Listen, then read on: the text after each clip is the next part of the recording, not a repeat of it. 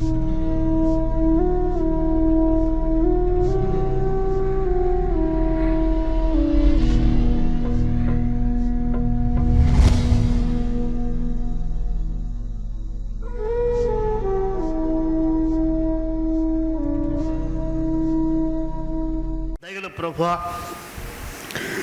ఇంతవరకు మనం స్తుతించుటకు ఆరాధించుటకు మీరు ఇచ్చిన కృప కొరకు స్తోత్రములు చెల్లిస్తున్నాను.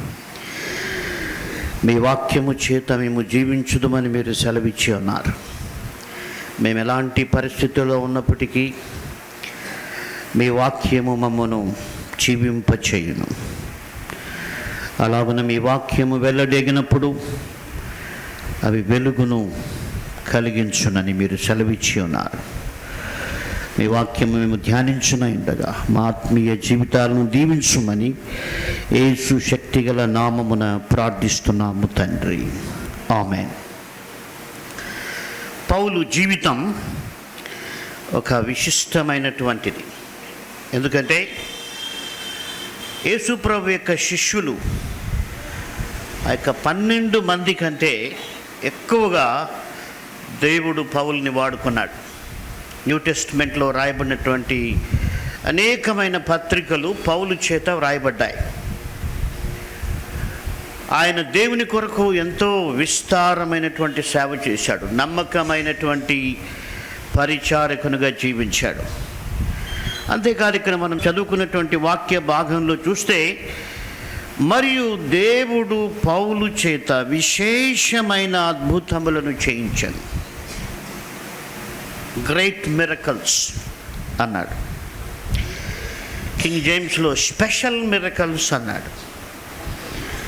సరే, ఈ పౌలు కూడా మనలాంటి సాధారణమైనటువంటి వ్యక్తి.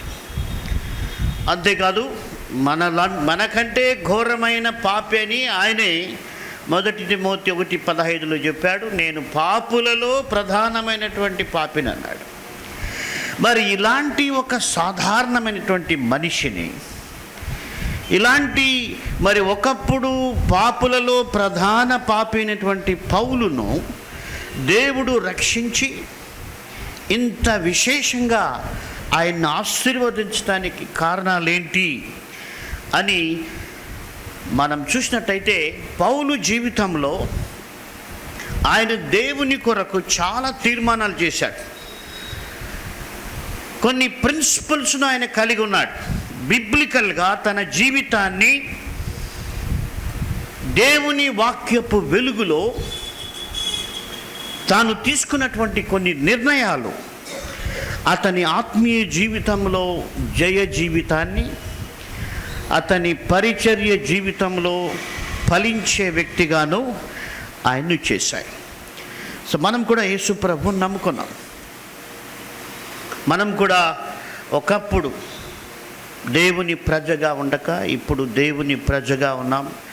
ఒకప్పుడు కనికరింపబడక ఇప్పుడు కనికరింపబడి ఉన్నాం. అయితే మన ఆత్మీయ జీవితం ఎలా ఉంది? మన ఆత్మీయ జీవితంలో మనం విజయం పొందుతూ ఉన్నామా, లేకపోతే సమస్యల చేత కొట్టుమిట్టాడుతూ అసలు సరైన విశ్వాసిగానే జీవించలేని పరిస్థితి అనేక మంది జీవితాల్లో కనిపిస్తుంది. సరే, ఈ ఉదయకాలం ధ్యానాంశం ఏంటంటే లోబరుచుకోవటం. పౌలు జీవితంలో నేను ఇందాక చెప్పినట్టుగా చాలా నిర్ణయాలు తీసుకున్నాడు. ఆయన కేవలం ఏదో దేవుడు ఆషామాషిగా ఆయన అంత గొప్పగా వాడుకోలేదు. ఆయనకు ఆత్మ సంబంధమైనటువంటి విజయం ఏదో అకస్మాత్తుగానో లేకపోతే ఏదో అసహజంగానో వచ్చినటువంటిది కాదు. తన జీవితంలో దేవుని కొరకు కొన్ని నిర్ణయాలు తీసుకున్నాడు. ఆ నిర్ణయాలు మనం కూడా తీసుకోగలిగితే మనం కూడా విశ్వాస జీవితంలో ఆత్మీయంగా ముందుకు వెళ్ళగలం. అంతేకాదు, మన జీవితంలో ఉన్న సమస్యలను అయితేనేమి, శోధనలు అయితేనేమి జయించడానికి తగిన శక్తి గల వారమై మనం ముందుకు వెళ్ళగలం. సరే, పౌలు తీసుకున్న అనేక నిర్ణయాల్లో ఒక్క నిర్ణయం గురించి మనం ధ్యానం చేస్తే, కొరింథీయులకు రాసిన పత్రిక 6వ అధ్యాయం 12వ వచనం ఆయన ఇలాగ చెబుతున్నాడు, అన్నిటి యందు నాకు స్వాతంత్రము కలదు, కానీ అన్నీయూ చేయదగినవి కావు. అన్నిటి యందు నాకు స్వాతంత్రము కలదు, కానీ నేను దేని చేతను లోబరచుకొనబడనొల్లను. గమనించండి, ఆయన యొక్క తీర్మానం ఏంటంటే, ఆయన యొక్క డెసిషన్ ఏంటంటే, యేసు ప్రభు నన్ను రక్షించాడు, నన్ను ఒక స్వతంత్రమైన వ్యక్తిగా చేశాడు, నాకు స్వాతంత్రం ఇచ్చాడు. కానీ నా యొక్క తీర్మానం ఏంటంటే, నా జీవితంలో నేను దేని చేత కూడా లోబరచబడనొల్లను. అది ఆయన యొక్క తీర్మానం. ఒక విశ్వాసి జీవితంలో ఈ తీర్మానం చాలా ప్రాముఖ్యమైనది. యేసు ప్రభు నమ్ముకున్న ప్రతి వ్యక్తి జీవితంలో కూడా ఒక డెఫినెట్ కమిట్మెంట్ ఉండాలి. ఏంటంటే, నేను నా యేసు ప్రభువుకు తప్ప, దేవుని వాక్యానికి తప్ప, ఈ లోకంలో ఏ అలవాటుకు కానీ, ఏ యొక్క బంధకానికి కానీ, ఏ బలహీనతకు కానీ నేను లోబరచబడనొల్లను అని తీర్మానం మనలో ఉండాలి. ఆ తీర్మానాన్ని ఆయన ఇంప్లిమెంట్ చేయడానికి ఆయన ఇంకొక నిర్ణయం తీసుకున్నాడు. కొరింథీయులకు రాసిన పత్రిక మొదటి పత్రిక 9వ అధ్యాయం 27వ వచనంలో ఆయన అంటున్నాడు, గాలిని కొట్టినట్లు నేను పోట్లాడుట లేదు, కానీ ఒకవేళ ఇతరులకు ప్రకటించిన తర్వాత నేనే భ్రష్టుడనైపోదునేమో అని నా శరీరమును నలగగొట్టి దానిని లోబరుచుకొనుచున్నాను. గమనించండి, పౌలు యొక్క తీర్మానం ఏంటంటే, నేను నా ప్రభు అయిన యేసు క్రీస్తుకు తప్ప, పరిశుద్ధ గ్రంథంలో దేవుడిచ్చిన వాక్యానికి తప్ప, ఈ లోకంలో దేని చేత కూడా నేను లోబరచబడనొల్లను. అంతేకాదు, దానికి అడ్డుగా ఉన్నటువంటి, లేక నా ఆత్మీయ జీవితంలో పడిపోయే ప్రమాదం ఉన్నటువంటి నా శరీరమును నలుగగొట్టి దానిని లోబరుచుకొనుచున్నాను. కాబట్టి ఇక్కడ ఒక స్ట్రాటజీ ఏంటంటే, నువ్వు ఈ లోకంలో ఏ అలవాటుకు, ఏ సమస్యకు, ఏ బలహీనతకు లోబరచకుండా ఉండాలంటే నీవు నీ శరీరాన్ని లోబరుచుకొని దాన్ని నీ ఆధీనంలో పెట్టుకోవాలి. ఇది పౌలు యొక్క స్ట్రాటజీ. గమనించండి, ఇక్కడ ఒక సింపుల్ ప్రిన్సిపల్ చెప్పాడు ఆయన. ఆయన ఏమంటున్నాడంటే, ఐ హ్యావ్ ఫ్రీడమ్, కానీ ఈ ఫ్రీడమ్ను ఉపయోగించుకొని నేను దేనికో బానిస కాను. ఈ లోకంలో చాలామంది విశ్వాసులు చాలా అలవాట్లకు బానిసలు అయిపోతారు. అంటే అవి లేకుండా బతకలేరు. కొంతమంది ప్రతిరోజు ఇంటర్నెట్ లేకుండా బతకలేరు, ప్రతిరోజు మొబైల్ లేకుండా బతకలేరు. కొంతమంది మరి ఇంకో వ్యసనం, వాళ్ళకి తెలియకుండానే దానికి బానిసలు అయిపోయారు. అందుకే ప్రేయర్ టైం లేదు, అందుకే వాక్యం చదవలేదు, అందుకే దేవుని ఆత్మీయ జీవితంలో విజయం లేదు. కాబట్టి ఒక స్ట్రాంగ్ డెసిషన్ ఏంటంటే, నువ్వు దేని కూడా లోబడి, నీకు ఫ్రీడమ్ ఉంది, కానీ నీవు దేని చేత కూడా నువ్వు చేయింపబడకూడదు. పేతురు ఆ విషయాన్ని మరొక విభిన్నంగా చెప్పాడు. 2వ పేతురు పత్రికలో 2వ అధ్యాయం 19వ వచనంలో ఆయన ఇలాగ చెప్పాడు, ఒకడు దేని వలన జయింపబడునో దానికి దాసుడగును కదా అన్నాడు. అంటే మనం యేసుప్రభు బిడ్డలమని చెప్పుకుంటున్నాం, యేసుప్రభు యొక్క దాసుని, దాసురాల్ని అని ప్రార్థన చేస్తున్నాం. అయితే బైబిల్ చెప్తుంది, నువ్వు ఈ లోకంలో దేని చేతైనా లోబర్చబడితే, జయించబడితే, ఒక దురలవాటుకు నువ్వు జయించబడితే, ఒక దురాశకు నీవు లోబర్చబడితే, లేక ఒక వ్యసనానికి నువ్వు లోబర్చబడితే, ఒక యాటిట్యూడ్కు నువ్వు లోబర్చబడితే, నువ్వు దానికి దాసుడని పేతురు చెప్తా ఉన్నాడు. కాబట్టి దినాన యేసు ప్రభు దాసులు, దాసురాలని చెప్పుకుంటున్నటువంటి అనేక మంది ఈ లోకంలో దేనికో ఒకదానికి దాసులు, దాసురాండ్రు అయిపోయారు. అందుకే ఆత్మీయ జీవితంలో విజయం లేదు. కాబట్టి టాపిక్ ఏంటంటే లోబరుచుకోవడం. నీవు అపవాదికి లోబడకుండా నిన్ను నీవు లోబరుచుకొని దేవుని కొరకు జీవించటం, అది పౌలు జీవితంలో ఉన్న one of the best principles. గమనించండి, ఈ లోబరుచుకోవడం అన్నటువంటిది ఎప్పుడు కూడా ఒక పెద్ద స్ట్రాటజీ. అపవాది అయినటువంటి శత్రువు యొక్క ప్రయత్నం ఏంటంటే విశ్వాసుల్ని ఎలాగైనా లోబర్చుకోవటం. ఆ మాట మనకు కనిపిస్తుంది 2వ దినవృత్తాంతంలో 32వ అధ్యాయం 1వ వచనంలో ఈ విధంగా రాయబడింది. హిజ్కియా గురించి ఈ విధంగా రాయబడింది. రాజు ఇట్టి నమ్మకమైన చర్య చూపిన తరువాత అష్షూరు రాజైన సన్హెరీబు వచ్చి యూదా దేశములో చొరబడి ప్రాకారపురముల ఎదుట దిగి వాటిని లోబరుచుకొన చూచెను. కాబట్టి అపవాది యొక్క స్ట్రాటజీ ఏంటంటే యేసు ప్రభును నమ్మినటువంటి వారిని ఏదో ఒక రకంగా లోబరుచుకోవటం, ఏదో ఒక వ్యసనానికి, ఏదో ఒక బానిసత్వానికి, లేదా ఏదో ఒక విషయంలో లోబరుచుకోవటం. ఎందుకంటే అలా లోబరుచుకుంటే ఇంకా వాళ్ళు దేవుని కొరకు ఏమీ చేయలేరు. రెండోది, ఈ పోరాటం ముఖ్యంగా అపవాది ఎవరి పట్ల చేస్తాడంటే దేవుని పట్ల ఆశగా ఉన్న వాళ్ళని లోబరుచుకోవాలని చూస్తాడు. ప్రకటన గ్రంథం 12వ అధ్యాయం 17వ వచనంలో ఈ విధంగా రాయబడింది. అందుచేత ఆ ఘట సర్పము ఆగ్రహము తెచ్చుకొని దేవుని ఆజ్ఞలను గైకొనుచు యేసును గూర్చి సాక్ష్యం ఇచ్చుచూ ఉన్నవారైన ఆమె సంతానములో శేషించిన వారితో యుద్ధము చేయుటకై బయలు వెడలి సముద్ర తీరమున నిలిచెను. అంటే ఇక్కడ అపవాది ఏం చేస్తుందంటే ఎవరైతే దేవుణ్ణి వెంబడిస్తున్నారో, ఎవరైతే దేవుని పట్ల ఆశ కలిగి ఉన్నారో వారితో యుద్ధం చేసి వారిని లోబర్చుకోవాలని అపవాది ప్రయత్నం చేస్తారు. లోకస్తుల విషయంలో అపవాదికి అంత ఇంట్రెస్ట్ ఉండదు. ఎందుకంటే బైబిల్ చెప్తుంది ఈ లోకమంతా కూడా, 1 యోహాను పత్రిక 5వ అధ్యాయం 18వ వచనంలో చెప్పబడింది, ఈ లోకమంతా కూడా దుష్టుని యొక్క ఆధీనములో పడి ఉంది. కాబట్టి సైతాను వారి గురించి ఏమీ ఇది చేయక్కర్లేదు. గమనించండి, ఒకడు సంపాదించిన ఆస్తి కొరకు ప్రయాసపడడు. ఆల్రెడీ వాళ్ళ పేరులో రిజిస్టర్ అయిన ల్యాండ్ కొరకు ఎవరు కూడా ప్రయాసపడక్కర్లేదు. అయితే ఇంకేదైనా కావాలంటే దాని కొరకు కష్టపడి పని చేయాలి. సో అపవాది యొక్క ఆధీనంలో ఈ లోకస్తులందరూ కూడా ఉన్నారు. కాబట్టి ఇప్పుడు అపవాది యొక్క పోరాటం ఎవరితో ఉంటే యేసు ప్రభును నమ్మినటువంటి వారితో.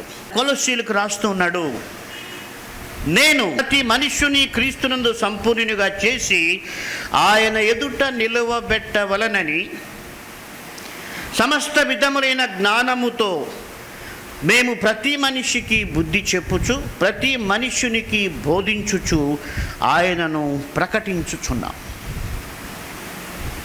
కాబట్టి పౌలు యొక్క తీర్మానం ఏంటంటే తను ఒక మంచి విశ్వాసిగా జీవిస్తూ ఇతరులకు కూడా ఒక మార్గదర్శిగా ఉండడం ఆయన జీవితంలో ఉన్నటువంటి ప్రత్యేకత. అయితే ఆయనే చెప్తున్నాడు, but this is not my capacity, this is not my wisdom, this is not my anything else. ఆయన అంటున్నాడు కొలొస్సీయులకు రాసిన పత్రిక 1వ అధ్యాయం 29లో, అందు నిమిత్తము నాలో బలముగా కార్యసిద్ధి కలుగచేయు ఆయన క్రియాశక్తిని బట్టి నేను పోరాడుచు ప్రయాసపడుచున్నాను. కాబట్టి మనం దేవుని కొరకు జీవించడానికి దేవుని శక్తి ఎప్పుడు కూడా మనకు తోడుగా ఉంటుంది. అయితే మనకు ఆ డెసిషన్ లేదు. నేను యేసు ప్రభు కొరకు నమ్మకమైన సాక్షిగా జీవించాలి అన్న డెసిషన్ నువ్వు తీసుకుంటే దేవుని కృప నీకు తోడై ఉండి నిన్ను ఆ విధంగా నడిపించుటకు శక్తిని అనుగ్రహిస్తుంది. అది పౌలు అదే చెప్తున్నాడు, ఆయన నాలో బలముగా శక్తితో క్రియ చేస్తున్నాడు కాబట్టి నేను ముందుకు వెళ్తున్నాను. కాబట్టి మనం దేవుని కొరకు సాక్షిగా జీవించాలన్నటువంటిది చాలా ప్రాముఖ్యమైనటువంటి.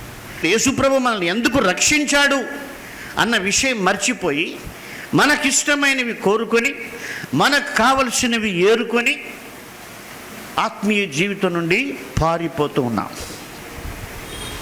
కాబట్టి దేవుని కొరకు మనం జీవిస్తే దేవుడు తప్పకుండా సహాయం చేస్తాడు. పౌలు కూడా అంతే. నేను దేని చోట లోబరచబడనొల్లను, ఎందుకంటే నా ప్రభువుకి అది ఇష్టం లేదు. ఆయన అలా జీవించాడు. యేసుప్రభు ఆయనకు సహాయం చేశాడు. దేవుడు ఆయన్ని వాడుకున్నాడు. ఇక్కడ మనం ఒకసారి దానియేలు గ్రంథంలోకి వెళ్ళి చూస్తే, ఎప్పుడైతే దేవుని కొరకు దానియేలు ఒక తీర్మానం చేశాడో, అక్కడ బైబిల్ చెబుతుంది, పరిశుద్ధాత్మ దేవుడు ఒక చక్కటి మాట, మనకు ధైర్యం కలిగించేటువంటి మాట ఒకటి కనిపిస్తుంది. 1వ అధ్యాయం 8వ వచనం, రాజు భుజించు భోజనమును పానము చేయు ద్రాక్షారసమును పుచ్చుకొని తన్ను అపవిత్రపరుచుకొనకూడదని దానియేలు ఉద్దేశించి, తాను అపవిత్రుడు కాకుండానట్లు వాటిని పుచ్చుకొనకుండా సెలవిమ్మని నపుంసకుల అధిపతిని వేడుకొనగా. కాబట్టి ఇక్కడ ఒక తీర్మానం చేశాడు. ఏంటంటే, ఇవి నేను తింటే నేను దైవం దృష్టికి అపవిత్రం అవుతాను, కాబట్టి నేను దాన్ని చేయకూడదు. ఆ కాన్సెప్ట్ మనకు ఉండాలి. ఈ మాట నేను మాట్లాడితే ఇది దేవుని దృష్టికి మంచిది కాదు, కాబట్టి నేను మాట్లాడను. ఇది దేవుని దృష్టికి మంచిది కాదు, కాబట్టి నేను దాన్ని చేయను అన్నటువంటి ఒక గొప్ప తీర్మానం మనలో ఉంటే ఏం జరుగుతుందంటే, గమనించండి, ఒక దానియేలు ఫ్రీగా లేడు. ఆయన చెరపట్టబడి ఉన్నాడు. పరదేశములో అన్యుల క్రింద ఆయన ఉన్నాడు. అంటే ఆయన ఇష్టం నెరవేర్చుకునే స్థితిలో ఆయన లేడు. ఆయన చెరపట్టబడి వేరొకరి ఆధిపత్యము కింద ఉన్నాడు. వాళ్ళు చెప్పొచ్చు, నోరు మూసుకొని తిను అని చెప్పచ్చు, ఎందుకంటే దానియేలు అక్కడ బానిసగా ఉన్నాడు. ఆ కాలంలో ఆనవాయితీ ఏంటంటే, బానిస ఇష్టం ఉన్నా లేకపోయినా యజమానుడు చెప్పింది చేయాలంతే. అయితే దానియేలు ఎప్పుడైతే తీర్మానం చేశాడో, అక్కడ చక్కటి మాట రాయబడింది. 9వ వచనం, దేవుడు నపుంసకుల అధిపతి దృష్టికి దానియేలునకు కృపా కటాక్షమునందను అనుగ్రహించెను. గమనించండి, ఎప్పుడైతే అసలు నపుంసకుల అధిపతి ఒక అన్యుడు, అయితే దానియేలు తీసుకున్న ఆ యొక్క మంచి నిర్ణయాన్ని బట్టి దేవుడు ఆ యొక్క నపుంసకుల అధిపతికి దానియేలు పట్ల కరుణా కటాక్షము కలిగించి, ఓకే నువ్వు తినద్దులే అన్నాడు. హల్లెలూయా. అంటే మనం దేవుని కొరకు తీర్మానం చేస్తే దేవుడు పరిస్థితుల్ని కంట్రోల్ చేయగలడు. మన చుట్టూ ఉన్న మనుషుల్ని కంట్రోల్ చేయగలడు. మన పై ఉన్న అధికారులను కూడా కంట్రోల్ చేయగలడు. ఎప్పుడంటే నువ్వు దేవుని కొరకు సరి అయిన వాక్యానుసారమైనటువంటి, దేవునికి మహిమకరమైనటువంటి తీర్మానం చేసినప్పుడు, నీ స్వలాభము కొరకు నీ ఇష్టానుసారంగా నీ దురుద్దేశంతో తీర్మానం చేస్తే దేవుని సహాయము ఉండదు. కానీ నేను దేవుని కొరకు సాక్షిగా జీవించాలి అనుకున్నప్పుడు దేవుడు యూ విల్ టేక్ కంట్రోల్. అక్కడ బైబిల్లో స్పష్టంగా రాయబడింది, ఆ యొక్క నపుంసకుల అధిపతికి దేవుడు దానియేలు పట్ల కరుణా కటాక్షాలు పుట్టించాడు. అలాంటి సంఘటనలు మనం బైబిల్లో ఎన్నైనా చూడగలం. నెహెమ్యా, ఆయనకు ఒక తీర్మానం వచ్చింది. ఏంటంటే, పడిపోయిన యెరూషలేము గోడలు నేను కట్టాలి. ఆయనలో ఒక ఆశ, దేవుని మందిరాన్ని తిరిగి కట్టాలని. ఆయన చేస్తున్నది చిన్న ఉద్యోగం, అయితే ఆయన తీసుకున్న నిర్ణయం దేవుని దృష్టికి ఇష్టమైంది. కాబట్టి దేవుడు అక్కడ నెహెమ్యా ఏ రాజు కింద పనిచేస్తూ ఉన్నాడో ఆ రాజుకు దయ పుట్టించి నెహెమ్యాతో అన్నాడు, సరే నీకేమేం కావాలో అవన్నీ కూడా తీసుకోమన్నాడు. హల్లెలూయా. అసలు ఆ రాజు ఏం చెప్పొచ్చు, నోరు మూసుకొని చేసే పని చేయరా, నీకెందుకు ఆ పని చెప్పచ్చు. ఇక్కడ ఈ నపుంసకుల అధిపతి కూడా, ఇది నీ ఇల్లు కాదురా, నువ్వు మా కింద బానిసగా ఉన్నావు, మేము ఏది పెడితే అది తిను చెప్పే అవకాశం ఉంది. బట్ వాళ్ళు తీసుకున్న నిర్ణయాలు దేవుని మహిమ కొరకు కాబట్టి దేవుడు ఏం చేశాడు, ఆ మనుష్యులను తన కంట్రోల్లో పెట్టుకొని వారికి దయ పుట్టించాడు. నేను అనుకుంటున్నాను పౌలు కూడా ఈ నిర్ణయం తీసుకున్నప్పుడు దేవుడు ఆయనకి సమస్త విధమైనటువంటి కృపలను అనుగ్రహించాడు. కొరింథీయులకు రాసిన 2వ పత్రిక 9వ అధ్యాయం 8వ వచనం, మరియు అన్నిటి యందు ఎల్లప్పుడూ మీలో మీరు సర్వ సమృద్ధి గలవారై ఉత్తమమైన ప్రతి కార్యము చేయుటకు దేవుడు మీ ఎడల సమస్త విధములైన కృపను విస్తరింపచేయగలడు. నువ్వు దేవుని కొరకు ఆత్మీయంగా చక్కగా జీవించాలనుకుంటే పౌలు అంటున్నాడు, ఉత్తమమైన ప్రతి కార్యము చేయుటకు. చెడ్డ కార్యం కాదు, నీకు ఇష్టమైన కార్యం కాదు, నీకు లాభకరమైన కార్యము కాదు, దేవుని కొరకు, దేవుని మహిమ కొరకు నువ్వు ఆత్మీయంగా జీవించాలనుకుంటే పౌలు అంటున్నాడు, దేవుడు మీ ఎడల సమస్తమైన కృపలను విస్తరింపచేయగలడు. కాబట్టి పౌలు దేవుని యొక్క కృపచేత ఆయన ఎన్ని సమస్యలున్నా, ఎన్ని ఇబ్బందులున్నా ఆయన చక్కగా దేవుని మహిమ కొరకు జీవించాడు. కాబట్టి మన జీవితంలో దేవుని కొరకు జీవించడానికి మనం కట్టుబడి ఉంటే మిగిలిన విషయాలు దేవుడు చూస్తాడు. అసలు దేవుని యొక్క ఉద్దేశం ఏంటంటే మనం దేని చేత కూడా లోబర్చబడ్డానికి ఆయనకి ఇష్టం లేదు. దేవుడు అసలు ఆది మానవుని చూసి ఆయన ఏం చెప్పాడు? 1వ అధ్యాయం 28వ వచనంలో, దేవుడు వారిని ఆశీర్వదించను, ఎట్లనగా మీరు ఫలించి అభివృద్ధి పొంది విస్తరించి భూమిని నిండించి దానిని లోబరుచుకొనుడి. సో దేవుడు మనిషిని ఎందుకు సృష్టించాడంటే he wanted man to rule everything. He never intended man should be ruled by something else. దేవుడు అలాంటి అధికారం ఇచ్చాడు, కాకపోతే ఆదాము దాన్ని పోగొట్టుకున్నాడు. అయితే క్రీస్తు ద్వారా తిరిగి సేమ్ పవర్ను, సేమ్ అథారిటీని దేవుడు మనకి ఇవ్వాలని కోరుకున్నాడు. అది పౌలు జీవితంలో ఆయన చూస్తున్నాం. ఆయన దేనికి లోబర్చబడకుండా ఆయన చక్కగా తన్ను యొక్క శరీరాన్ని తను లోబర్చుకొని ఆయన చక్కగా దేవుని కొరకు ముందుకు వెళ్ళినట్టుగా మనం చూస్తూ ఉన్నాం. కాబట్టి ఒకటి, అపవాది నిన్ను లోబర్చుకోవాలనుకుంటుంది. ఎందుకంటే నిన్ను లోబర్చుకుంటే నీ జీవితంతో ఎట్లా అయినా ఆడుకోవచ్చు. అయితే పౌలు జాగ్రత్త పడ్డాడు. తనకున్న స్వాతంత్రాన్ని దుర్వినియోగం చేయకుండా జాగ్రత్తగా ఆయన తన ఆత్మీయ జీవితాన్ని కాపాడుకుంటూ వచ్చాడు. కాబట్టి అపవాది యొక్క స్టేటస్ నేను చెప్పాను, సన్హెరీబు దండెత్తి వచ్చి ప్రాకార పురాల్ని లోబర్చుకోవాలని ప్రయత్నం చేశాడు. అక్కడ కూడా హిజ్కియా దేవునిపై ఆధారపడతాడు. దేవుడు ఆయనకు అద్భుతమైన కృపను విస్తరింపచేసి ఆఖరికి సన్హెరీబు యుద్ధము చేయకుండానే పారిపోయేట్టుగా దేవుడు చేశాడు. కాబట్టి మనం ఆయనకు లోబడాలి. ఆయన దయ మనకు చూపించగలడు. మనుషులు, ప్రపంచము, సమస్తము ఆయన కంట్రోల్లో ఉందని మనకు తెలుసు, కానీ అది మనం మర్చిపోతాం. ఆయన ఎవరినైనా కంట్రోల్ చేయగలడు, ఎవరినైనా కూడా ఆయన కంట్రోల్ చేయగలడు. అయితే నీవు ఆయన కొరకు జీవించడానికి ఇష్టపడాలి. ఒకసారి రేడియో స్టేషన్లో వాక్యం చెప్పేవాడిని. ఆ రేడియో స్టేషన్ ఆఫీసర్ కొత్తగా వచ్చాడు. సాధారణంగా నాకు వ్యక్తిగత సువార్త సేవ చేయడం చాలా ఇష్టం. ఆ రోజు రేడియో స్టేషన్లో ఆ ఆఫీసర్ ముందర కూర్చున్నాను. ఆయనకు సువార్త చెప్పాలని ప్రేరేపణ వస్తుంది, కానీ శరీర సంబంధమైన భయంగా వస్తుంది. ఎందుకంటే ఈయనకు సువార్త చెప్తే మళ్ళీ నాకు ఇక్కడ రాణిస్తాడో రానీడో, చెప్పాలా వద్దా అన్నటువంటి ఒక సంఘర్షణ అక్కడ స్టార్ట్ అయింది.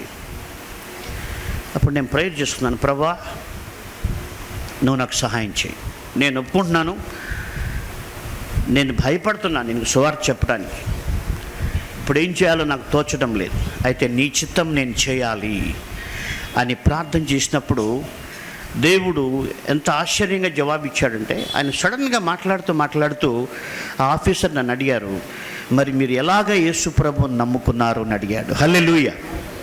చాలా ఆశ్చర్యపోయారు. ఆయన అడిగాడు.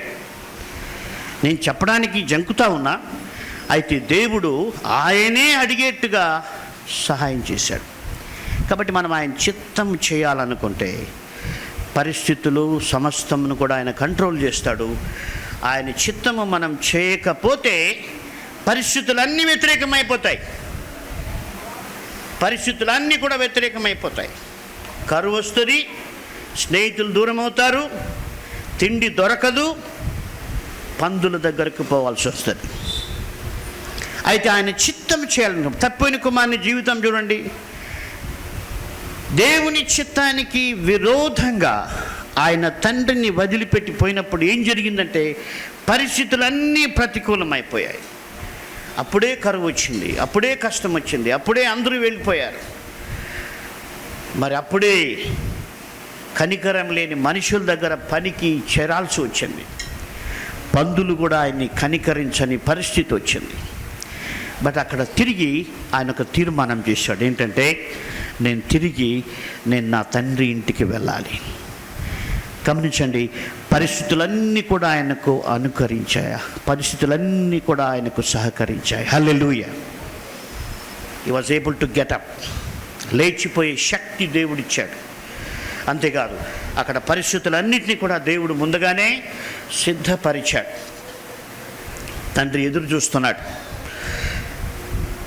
తిరిగి ఆ మొదటి స్థితిని ఆ కుమారునికి తండ్రి ఇచ్చాడు. కాబట్టి ఒకవేళ నీ జీవితంలో నీ శోధనల్లో బాధల్లో ఇరుక్కొని కొట్టు మిట్టాడుతూ ఉంటే మొట్టమొదటిగా గ్రహించాల్సింది ఏంటంటే నువ్వెక్కడో దేవుని చిత్తానికి దూరం అయిపోయావు. నువ్వెక్కడో దేవునికి కాకుండా దేనికో లోబడిపోయావు.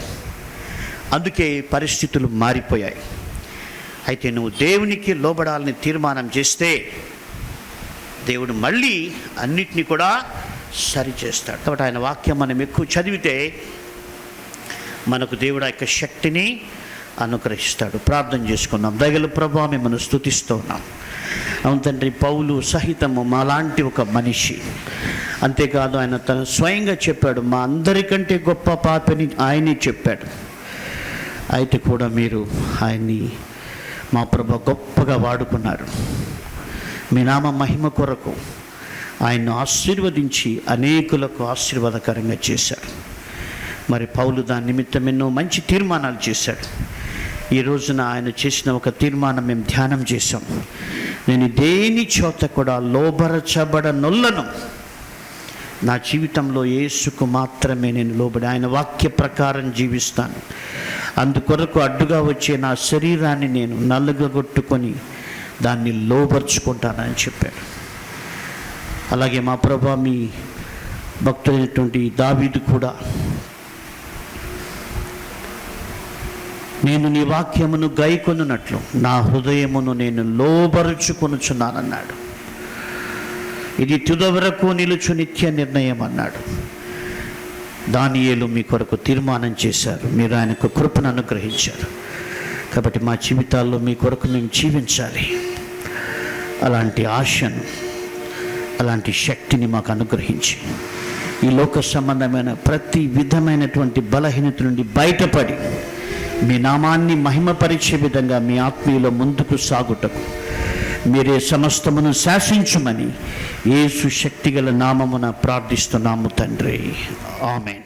పాస్టర్ గాలి గంగరాజు గారు రచించిన పుస్తకములు: దేవుని వాక్యముల కంఠాపాఠము, కంప్యూటర్ చెడు చిత్రముల నుండి విడుదల, మరణ భయం నుండి విడుదల, ఆత్మహత్యలకు అంతం ఉన్నదా, 50 ఆత్మీయ సందేశములు, శతకవితలు. మరియు బ్రదర్ జి. డేవిడ్ కర్ణాకర్ గారు రచించిన పుస్తకములు: 300 అనుదిన ప్రార్థనలు, 300 అనుదిన స్తుతియాగములు, బైబిల్లోని జంతువులు మరియు పక్షులు. మరియు ఈ పుస్తకములు ఇంగ్లీష్ భాషలో కూడా లభించును. మా address: the Bible Foundation, 6-8-767 SJ Nagar, Tirupati 517507. Our phone number 9440046393. Our email thebiblefoundation@gmail.com. Our website www.thebiblefoundation.com.